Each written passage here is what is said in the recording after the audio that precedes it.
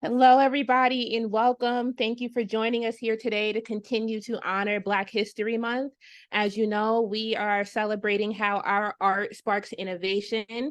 My name is Avery Gardner, and I am proud to be one of the co-chairs for Black at ServiceNow.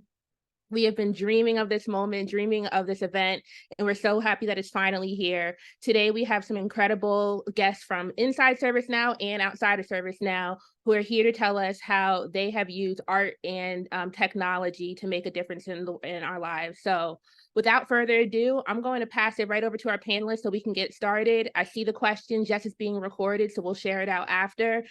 Keep the chat active and enjoy the show. Steven, over to you. Hey, what's going on, everybody? Good afternoon, welcome.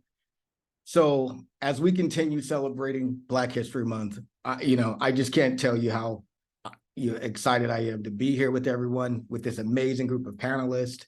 They're using their passion, their creativity to make waves in the tech industry, and I think you guys are going to see that. So I'm Steven Coe, the Vice President of the Platform Quality Engineering team here at ServiceNow, and I lead a talented group of over 400 engineers. And I've been with the company for about 10 years now. I'm not quite OG status, but I'm working on it. I'm getting there, I'm on my way. And like many of you, my personal journey with technology began at a young age, right?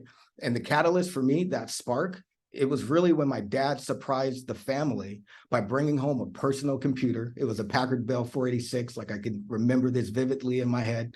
And we got that access that a lot of folks in the neighborhood just didn't have. And that made me feel lucky. And my family would have competitions, right? We'd try to jump on the machine. We'd play Mavis Beacon, teach us typing. We'd use multimedia CDs like National Geographic, and I got to explore the world, through that technology. And at some point, that just wasn't enough for me, right? So what I ended up doing is breaking down that computer. I wanted to see what was going on inside of it. I wanted to play around with it. So when I cracked that PC open, looking at the motherboard, looking at the peripherals, looking at, how much RAM the machine had, I just like thought it was a thing of beauty. It was essentially art to me. And if I fast forward to today, right, I want to tell you guys, I'm proud to be here at ServiceNow, where our CEO believes in DEI. And we all recognize, right, that more progress needs to be made in the tech industry, right? We're lacking, Black and brown representation, specifically in the engineering space. And events like this are crucial because of that.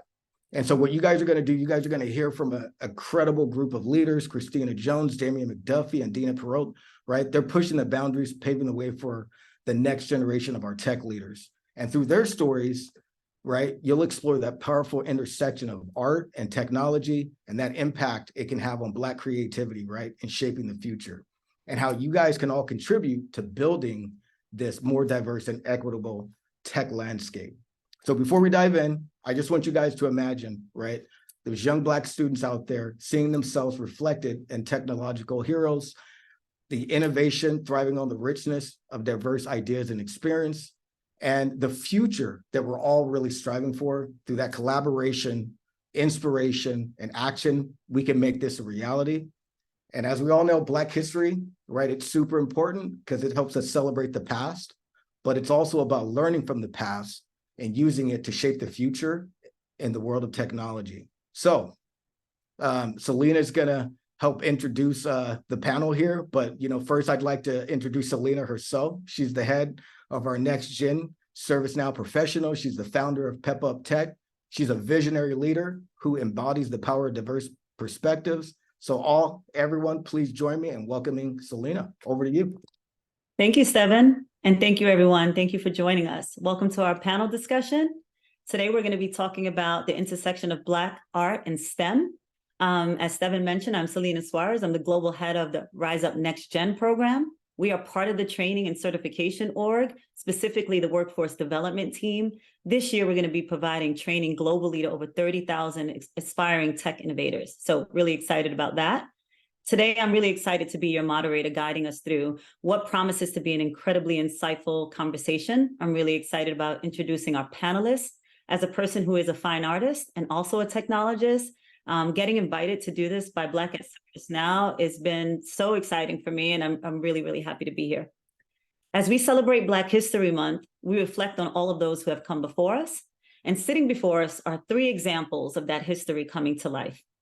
Cristina Jones is an award-winning intentional storyteller. She is also the new CEO of Black Girls Code. Damien is a multi-talented technical creative who is bringing Black history to life in new ways using emerging technologies like augmented reality and virtual reality. Deena Pierott is a serial entrepreneur recognized by the White House for her leadership and impact in STEM and arts. So before we get started, on behalf of ServiceNow and all of my colleagues today on the call, we want to thank our panelists. We want to thank you for being with us today. We want to thank you for your leadership in driving change in the communities that you serve. We want to thank you for being a beacon of innovation and creativity. We want to thank you for taking your time to be here with us today and guiding us on our journey in tech. I can't cover all the amazing things that each of our panelists have accomplished, so we're going to spend the next couple of minutes, and I'm going to invite them to introduce themselves so you can hear directly from these incredible leaders. So let's start with Cristina Jones. Still get chills watching you present. So you're doing incredible work, Selina. Thank you. So my name is Cristina Jones. I'm going to do this really quickly because you have put together an incredible conversation for everyone today. My name is Cristina Jones. I'm the new CEO of Black Girls Code. Prior to that, I was at Salesforce. And before that, I spent an entire career in media and entertainment. The reason I moved into tech was I felt like there needed to be more representation, and there just weren't enough stories getting us in there. So with that, I will turn it back over to the next panelist. All right. Damien?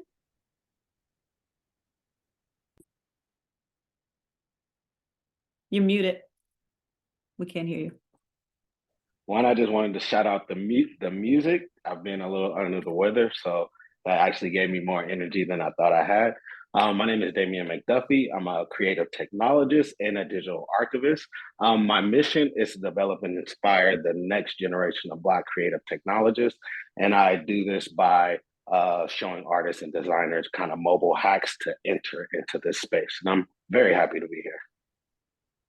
Thank you, Damien. Next up, we have Deena Pierott. Hi, everyone. I'm so happy to be here today, and I think I'm freezing up a little bit. But I'm Deena Pierott, and I'm the founder of iUrban Teen, and also one of the founding members for Black Women in STEM 2.0. And my whole mantra is creating these pathways by any means necessary for the next generation in our community.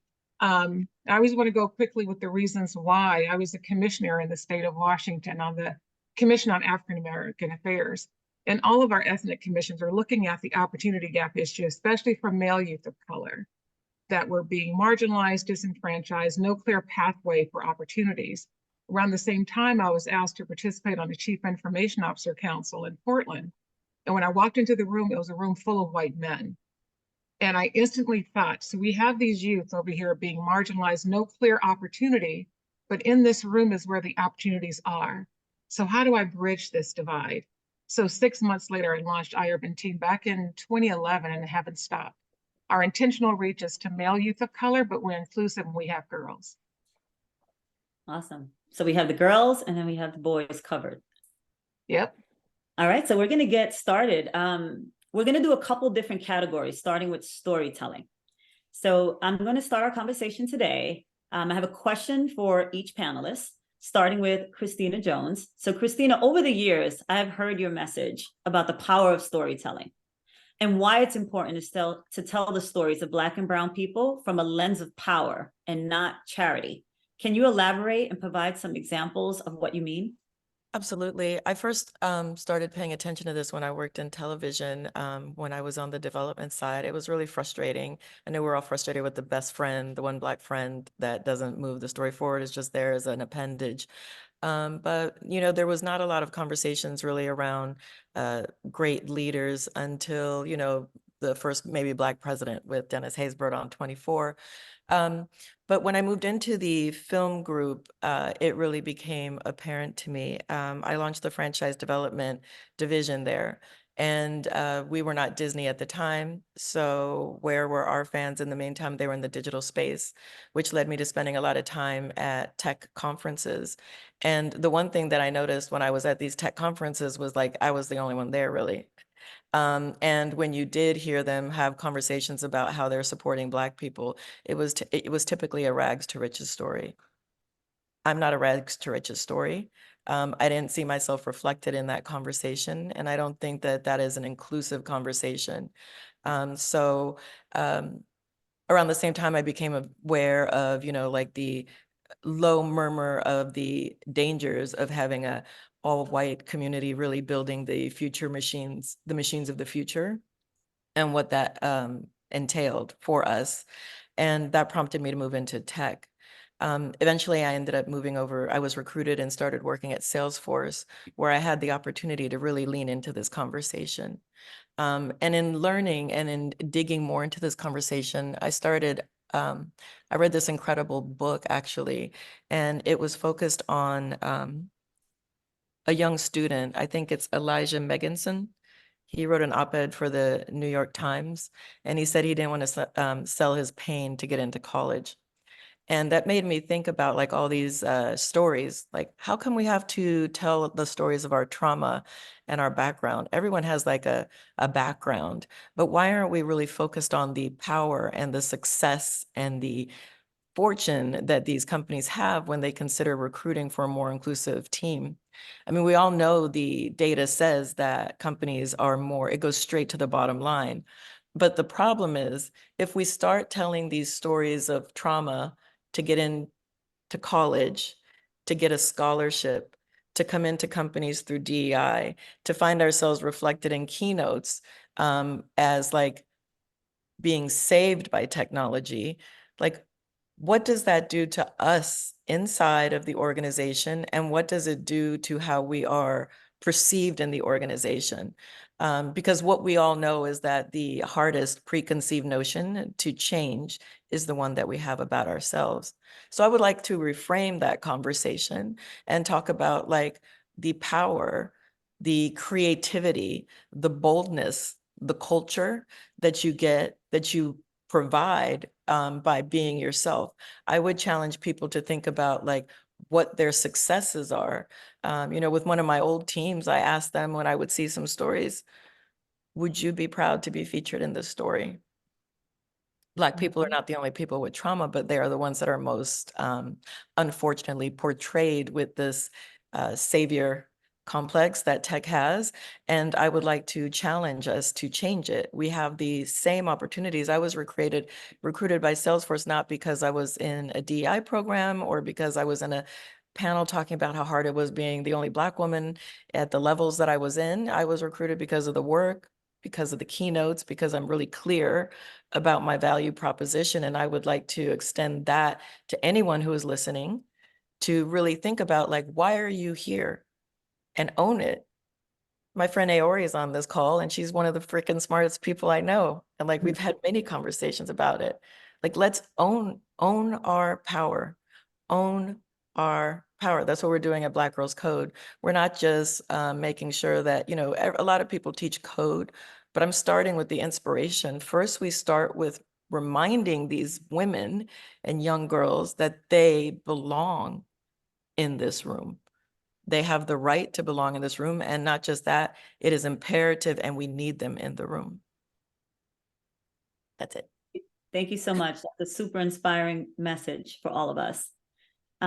Next, we're going to continue this thread of storytelling. And I'm going to start this part by telling a short personal story. And then I'm going to ask a question of Damien and Deena. So I grew up in Brooklyn. I moved to Harlem in the 90s, where I attended high school and I spent my teenage years. If anybody remembers Harlem or has been to Harlem during that time, it was a beautiful cultural mecca of art, beauty, history, Black excellence. You would see folks on the corner just blasting out really positive messages. It was just a great place to be. And most importantly, I remember the Honorable Malcolm X. He was and still is a celebrated cultural fixture in Harlem. I say most importantly for me, because I read his autobiography when I was 17 years old, and it had a profound impact on how I showed up in the world, and it set the stage for the remainder of my life. I remember reading about his life, and really, you know, the biggest message that I got from him was that he took the education of himself as a personal journey. It wasn't about who was educating me or, you know, I'm going to this college. It was about he taking responsibility for his own education. For me, that was a really powerful message. He was in prison for 7 years where he self-educated, became deeply entrenched in religion, and ultimately became the leader that we recognize him to be today. Fortunately, we can read his book, we can watch the movie, we can look at his speeches online. And a lot of it had to do with the fact that his life was vastly archived, right? He had the foresight to have Alex Haley write that autobiography while he was still alive. And for that reason, I want to ask Damien a question. You are an archivist. Tell us what it means. What is an archivist? And why is it important for us to archive our history, but not just our history, our personal stories and our families' stories? So, very good question. My background is as a professional archivist. I spent a lot of time in the Black Panther archives and the Dr. Huey P. Newton personal archives, but also really doing a lot of time like researching my own family, researching my own family history. And it's not so easy for me to answer that question, but when I think about the last maybe 3 or 4 months of my life, my grandmother passed away at the end of November, and it was really hard for our family. And one of the things that I realized in kind of in that process is I spent so much time interviewing her, understanding her history, learning about how she was born on a turpentine plantation, all the jobs she had when she was a kid. There was so much kind of in that history that I knew, that I was so satisfied with her life that I was able to just kind of accept, you know, what was going on with her and her death and those things. And I look at archives as a way to really, one, you know, learn about your family, but really learn about your own future. And in that process of sitting at the foot of my grandmother, being connected with her sisters, learning about, you know, the Jenkins plantation and all of these kind of things that we were able to find out about, it really gave me kind of a sense of why what I do in terms of art, what I do in terms of culture and tech is important. It's really about, you know, giving people an example of what is and what could be. So most of the people that I work with, I built a no-code editor for really, you know, people outside of the tech world. And I think the biggest part of that is that, you know, I am self-taught, that I learned in this way. And I always have connected everything that I've done in tech to archives. I think it allows people to see themselves in it. And as I was kind of going out and trying to talk to people all over my neighborhood, people in my orbit, different organizations, and talk to them about the benefits of immersive technology and how it kind of works for them, those things only kind of got through when they really understood and was able to kind of see how it affected their bottom line or their perspective or their art. And that's what's been missing. I think it's like, if you are able to connect the archive, the story to the why and the future, then, you know, we'll have a lot more people kind of ready to dive into the XR community, but in tech in general. So Damien, are you saying we can all be archivists? I am saying that we could all be archivists. I'm actually saying that we all are archivists. Everybody has a digital shoebox. We have so many photos, so many videos in our phone, but we're also kind of curators. And we're also have been doing that for the last couple of years without really knowing it, really deciding what moments to share, what moments to not share, how to showcase ourselves. That's all kind of archives. And I think that for me, it was important to have people understand, like, you know, the skill sets that you have over here can really be brought into tech and really be a beneficial thing. And that's why I focus on the no code, in terms of I want people who have skill sets as artists, as designers, as 3D generalists, and all these things, to be able to come and bring that same skill set and not feel like that is a detriment. Like this is something that they're adding to this world versus taking away. And we all are archivists now. That's awesome. Next is Deena. We have a question for you. So there is this concept of like, when you make it, you're going to reach back and pull the next person up, right? And the power that that plays out in the success of the next person. How do you show up and help someone else? You've had two very interesting encounters with two leaders who have literally changed our world and what we know today. One was Senator Robert F. Kennedy, and the second was President Barack Obama. How did these encounters affect your storytelling? You know, I feel that nothing happens in happenstance. It's meant to happen. And sometimes you don't realize the trajectory that that's going to send you in until you get older and you look back on things. But first, I want to kind of piggyback off of what Cristina was saying about the rags to riches and the narratives. It's very important to listen and understand those narratives, and we have to shift those narratives. Not only the narratives that we are saying to ourselves, but those narratives that others are looking at us at. I never, with my program with iUrban Teen, I refuse to call our kids at risk or any of those negative labels that they want to list on our kids, because I only call them brilliant.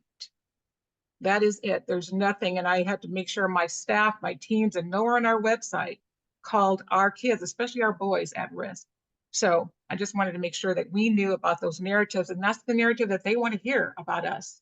You know, that's the narrative that they want to believe about us. So we have to change those narratives. But back to, you know, I was little. I was maybe 6 years old when I met Bobby Kennedy. Didn't know who he was at all. But all I knew was when I was dangling from this rope, because everybody was pushing forward, my mom made us go out there and stand for hours to wait for this man. I had no idea who he was. People started pushing forward. I'm dangling off the rope. Only thing I knew was somebody pushed me back up and patted me on my forehead. But I remembered the smile that that man had. Then that man got up on stage. So, oh, that's the man that we came to see.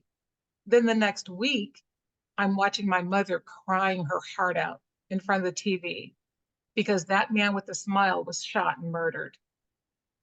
Since that time, I've met Congressman John Lewis. I have met Andrew Young, Reverend C.T. Vivian, Muhammad Ali, actually dated him. That's another story. And then President Barack Obama. I think people come into your lives to help make sure that you're on the path that you should be. I have always been community focused. With working with our kids, always community focused and creating those pathways and reaching back and making sure that our community, our next generation, and even my own generation, there are people in my age group that need help. I will always be there. I will never turn my back on our community. Thank you. I'm looking at the chat and everyone is like loving your stories. So thank you for sharing those stories. Yeah, we definitely are going to need another panel on that. Details. We want to hear some details. Oh, let me tell you really quick about the champ. Muhammad Yes. Ali was such a total gentleman, and he was actually quite shy in real life. All that boisterous, blah, blah, blah. He was actually somewhat shy, but a total gentleman, total gentleman. That's awesome. I just wish that everybody could hear the prep for the panel, because I think we all agreed like we would have loved to hear Selina talk to each panelist, and this is proving it. I knew there was more. There's something else there. Next, we're gonna pivot to talking about technology and the arts and how they interconnect. So the first question that we have is for Deena. So Black and Brown people are known for their cultural relevance in today's pop culture. This relevancy spans fine arts, dance, vocals, musical ability, fashion, pretty much anything you could think of. Can you share with us your philosophy on how you use art and pop culture as a bridge to get the youth in your program engaged in technology? Of course, and you know, we've all heard that term that they love our culture, but they don't love us. We are so creative as a people. We shapeshift, we change society through the culture and the talent and the creativity that we bring forward. At some point, these Fortune 50 and Fortune 100 companies will realize that, and what's the assets that we bring of that creativity into a space. So for iUrban Teen, I knew early on that I had to create something that had that creativity factored in. No matter how technical the program is, every program we have is a multi-level learning experience. It's almost a mish of different technologies. And then we have the youth working in teams to ideate something. So it's always, that's how we interweave the creativity piece in, letting them use their creativity on finding solutions to community woes, or what would they change? What narrative would they change and how would they change it? So that's how we factor in creativity. But then we do have programs that are more on the creative side, like our iMusic program. It's music and math. And it's how do they look at math differently? How do they understand the math in that beat of the digital music that they're creating? How is math interwoven in there? So that's how we just kind of mesh everything together, but in a creative sense. That's how I think. I was a born creative, but I worked in very analytical roles, not realizing that I was a creative. I was the one at the corporations creating the next best thing, you know?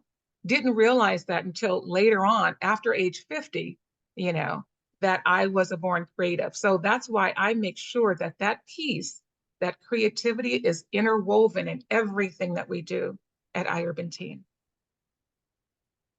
That's great.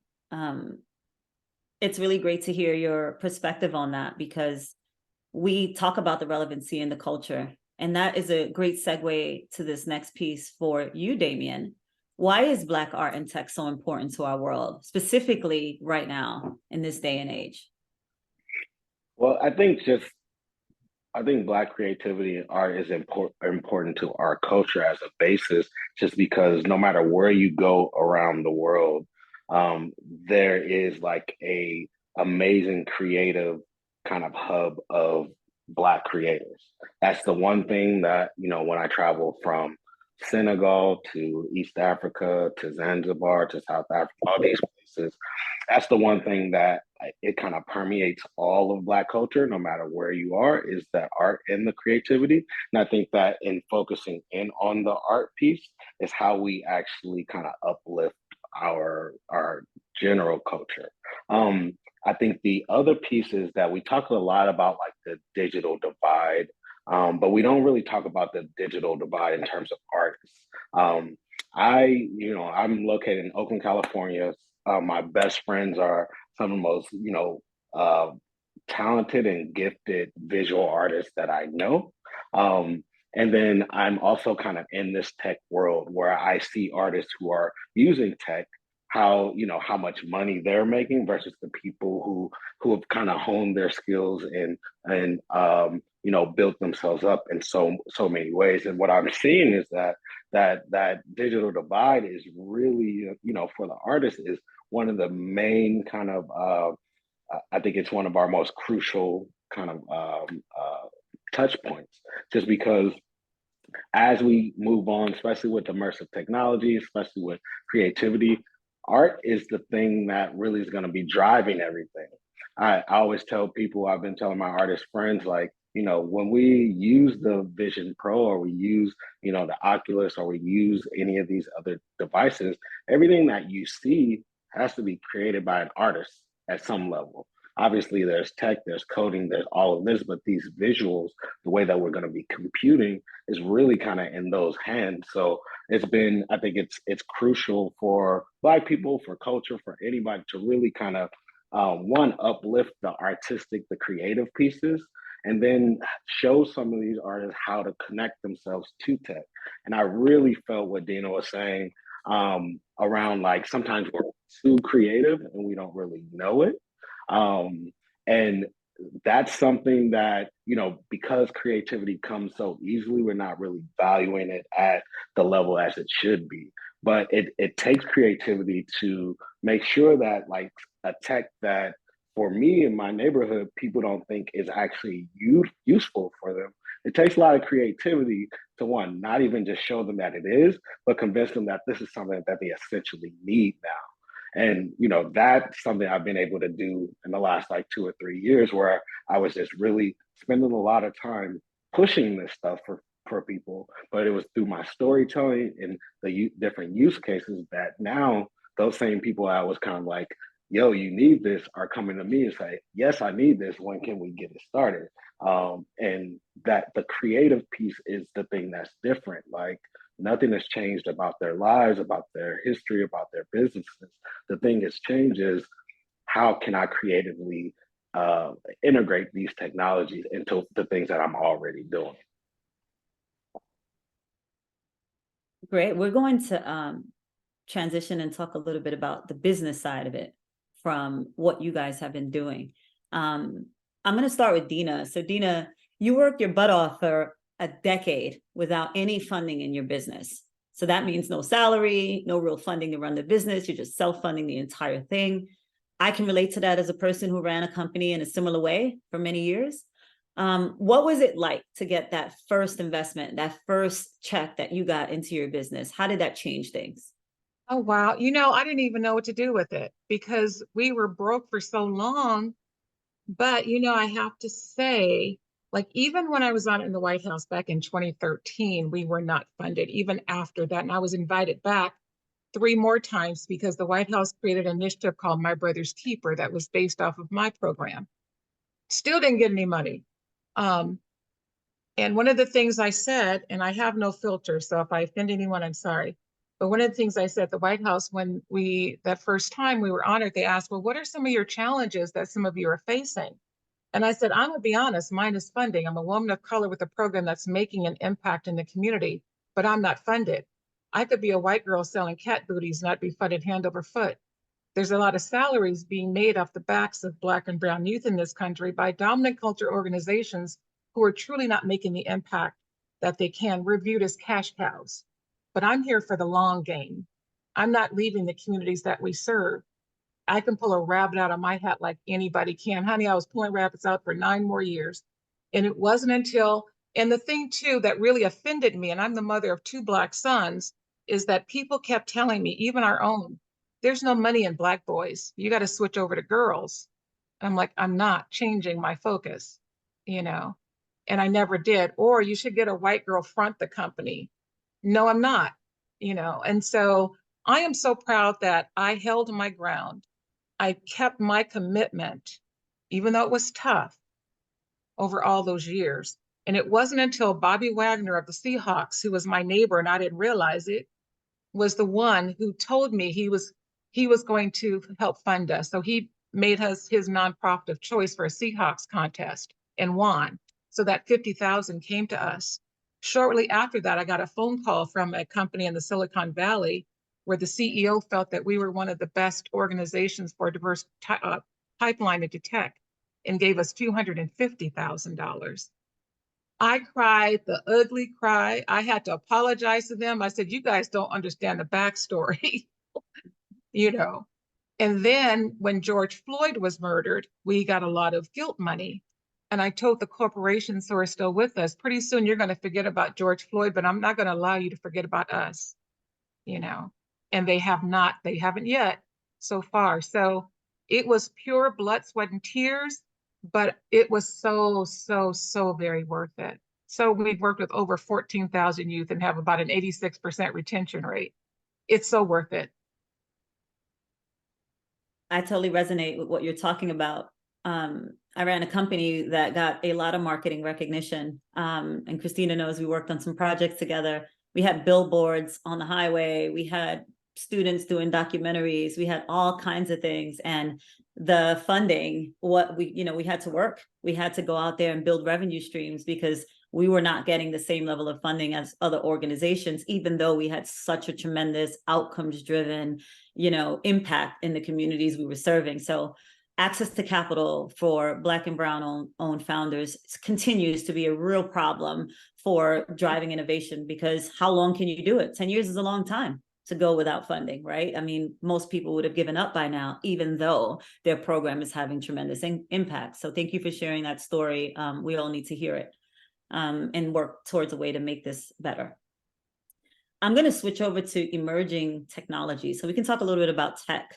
And I want to start with the big elephant in the room, right? So I have some questions for you guys, starting with AI. So with the introduction of AI, there is an evolving landscape as it concerns intellectual property. Should Black artists be worried? So I'm going to start with Cristina. First, it was really interesting to listen to Damien and Deena. I came from the opposite side. I'm a creative who understands technology. And it was really interesting, my experience, because I was already a very senior executive working at 20th Century Fox. But it was easier for the chairman at the time to believe that the CIO magically became a creative than I understood technology. And so, and it was an interesting experience. He learned, as they all do eventually, right? And, we were able to present the platform that we developed at MGX, and in a long story is how I ended up at Salesforce. But Damien, what you were talking about is what my last job was at 20th Century Fox. It was bridging the gap between tech and creatives. Because once they realized, like, oh, a creative can be a technologist, like maybe we're just not talking the same language.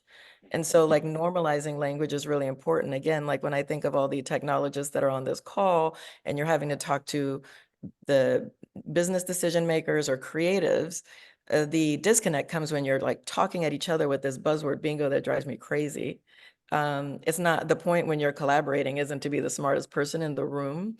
It's to be the best communicator so that you can have like your desired outcomes. And then, so when I think about AI, I go back to like the main reason why I wanted to get into tech was there's just not enough Black people in the space right now. My biggest concern isn't so much the IP, it's the fact that when I was looking at Midjourney, an article on Midjourney, like not that long ago, and they asked for Barbies from all the different countries, the Nigerian Barbie had a machine gun. And that, like, so I'm going to be in conversation with Dr. Sophia Noble in a couple of weeks in Los Angeles at a salon that we're hosting. And she literally wrote the book on algorithmic bias. But like that was, I think she wrote that in like 2008 and it's 2024. And so that is the urgency to like, let's not look around this Zoom and feel like the work is done. It's far from done. Like the reason that organizations like Deena's organization, like Black Girls Code's organization exist, Pep Up Tech is to like NextGen is to make sure that we're creating this pipeline so that we can get people into the room to start changing this. We don't know how you're going to undo some of this bias that's already been programmed. And so like if we have a lot of creatives in the creative, I was just with a lot of my friends from Los Angeles last week, and they were like, I don't want to talk about AI, FAI. I'm like, you actually don't have the opportunity to just say that. You need to opt in. That's my biggest worry is like telling the story to get the people, our people, to engage with the technology so that we have a voice in this most critical time that's right now. It's not like future. It's today and we're already late. And so that's my biggest concern. We have this whole concept of future-proofing our careers. So one of the things we've talked about is there, some young gal or guy in Silicon Valley somewhere in a room writing a couple lines of code that's going to make our 25 years of work experience obsolete? Can art and creativity save us?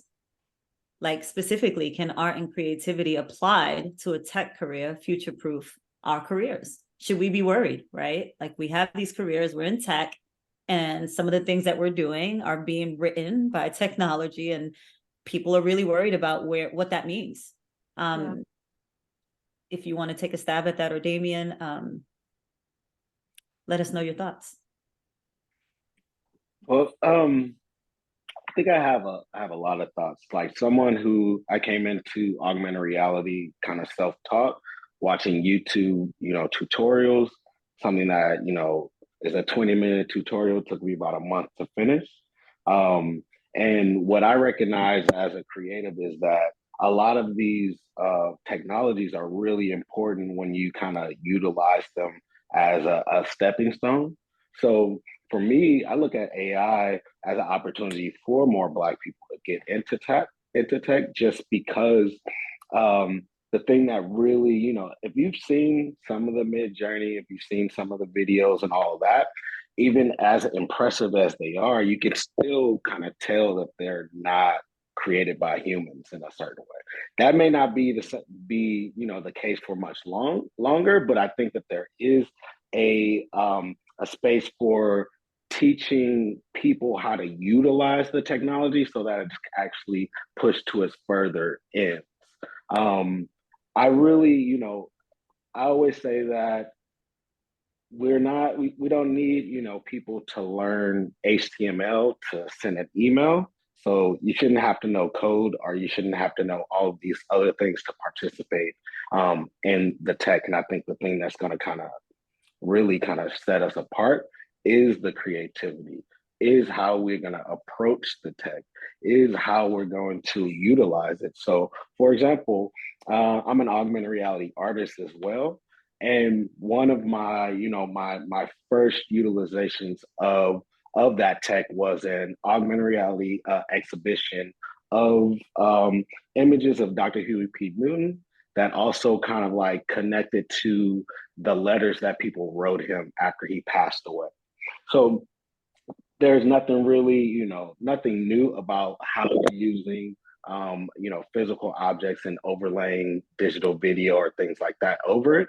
But the context and the content and the approach is completely different. I know that the way that I use augmented reality is going to attract, people in my neighborhood, is going to attract my family, it's going to attract because I've built it in that way. I've created a circumstance where the things that folks may not think they need, if you're creative enough, you can kind of have them understand it. And I think that AI will just be another one of those kind of tools to help, Black people enter into this world a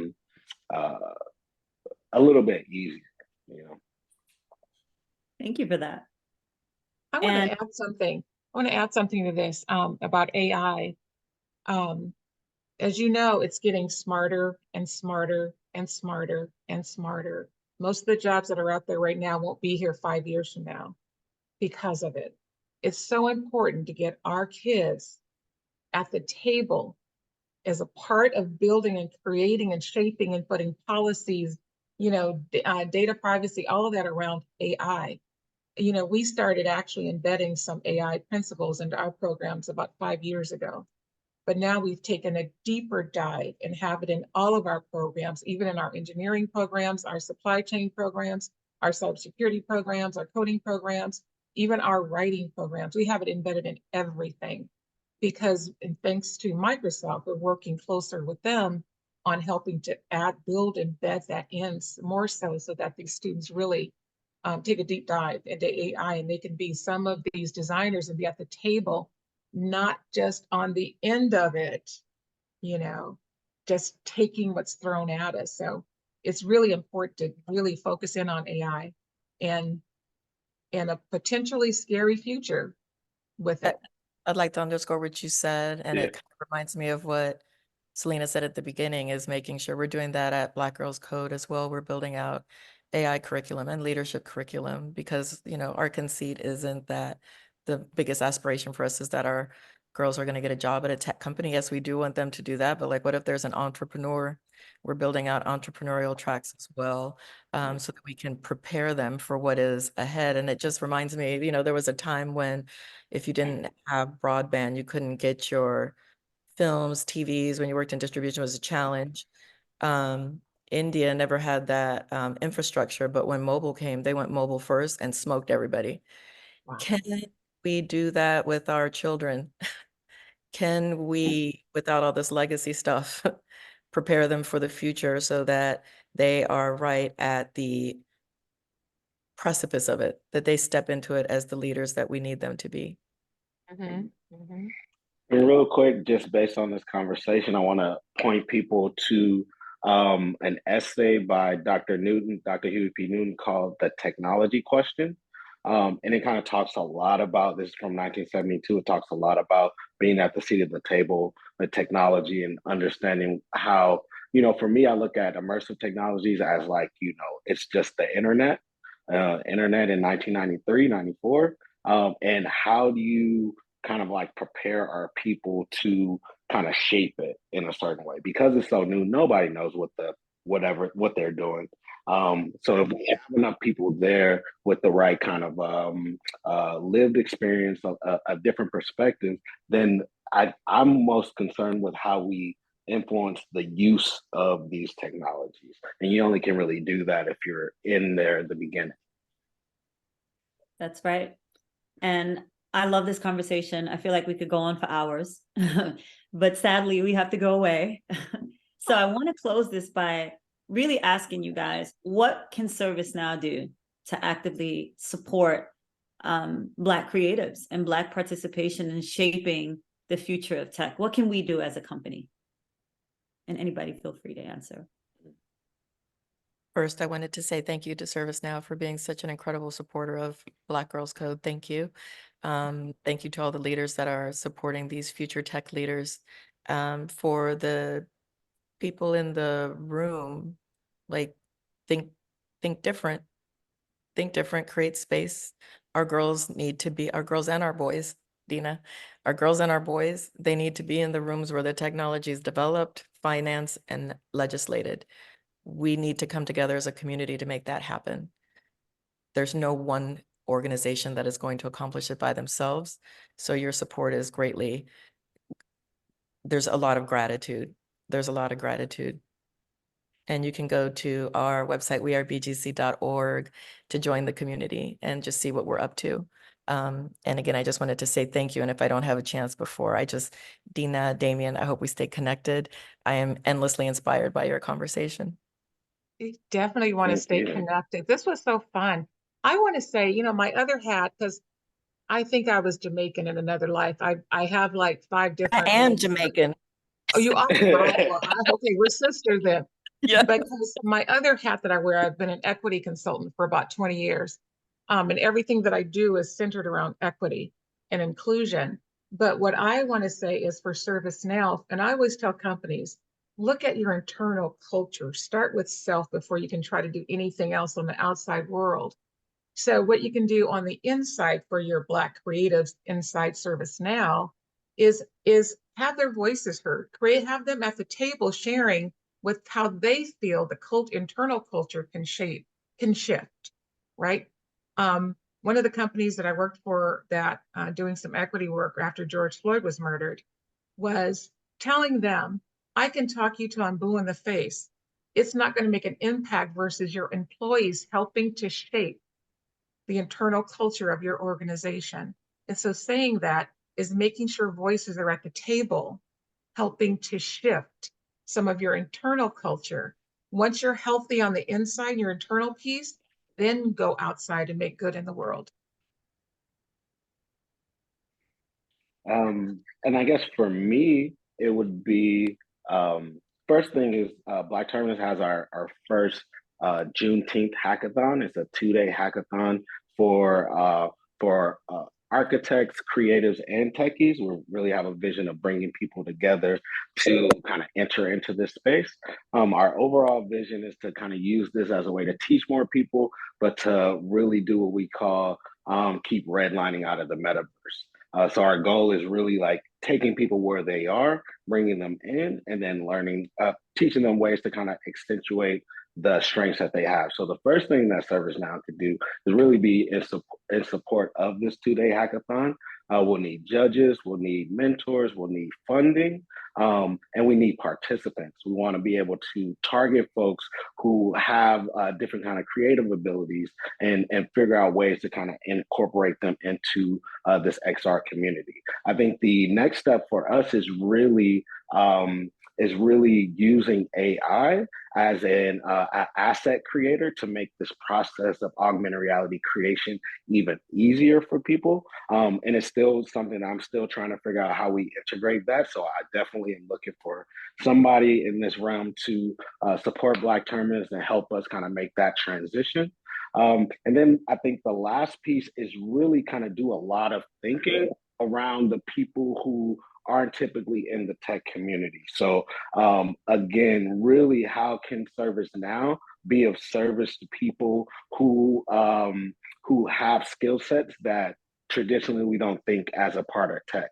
And that might be just bringing people in for different workshops, but another level would be kind of having people understand how that the creativity that is necessary to make tech work for everybody. There's so much more that I could probably talk about, but more specifically, our Juneteenth hackathon, which I'm very, very excited about, and then just in general, figure out how creatives fit in your world in terms of tech.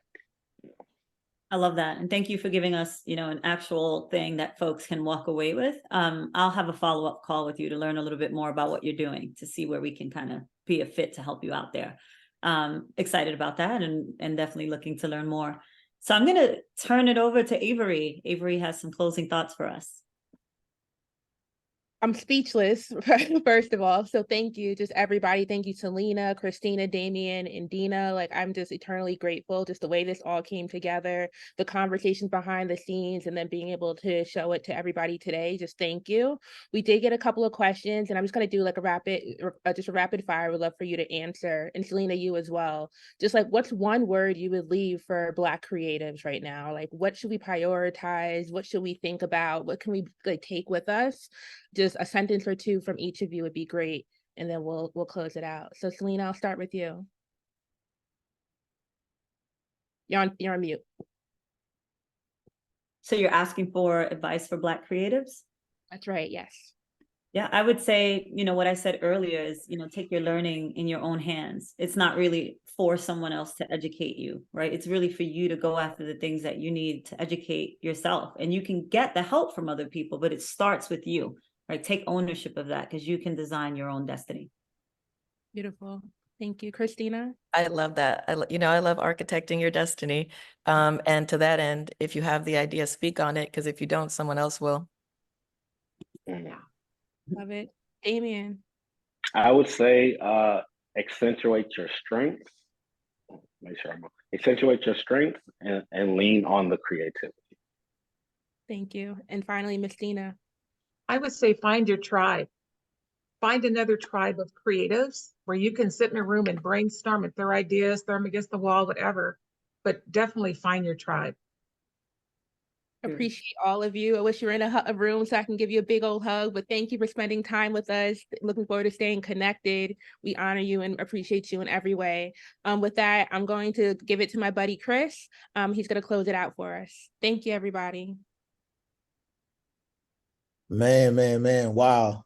I'm over here speechless over here. Y'all know me. Hold on one second. I'm trying to turn my screen on. Is it working? There we go. Man, so I'm kind of like the money man, right? We just had a great pitch, they preached us. Before I jump into talk about what we want to talk about, of course, y'all don't know me. I'm Chris Roger. I'm the co-chair of Black at ServiceNow. I just took a new role with NextGen on workforce development partnership. So really looking forward to working with Selina and on her leadership. Super excited about that. And you guys know all the amazing work we've been doing here. For Black History Month, we chose 6 organizations to support. I mean, there was plenty. We probably could have done another 6 or 10, but we had to be selective. These are the 6 organizations we chose. Of course, you guys have them here. You got the QR code is on the bottom right screen.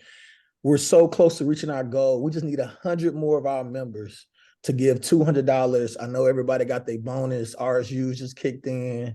Put on a credit card, whatever you got to do. We need them 200 out you, and the company going to match it so we can blow this word out so we can continue to fund these great organizations. So, and I just want to leave everybody here. I know we're in a troubling time. What's going on politically, what's going on in personal.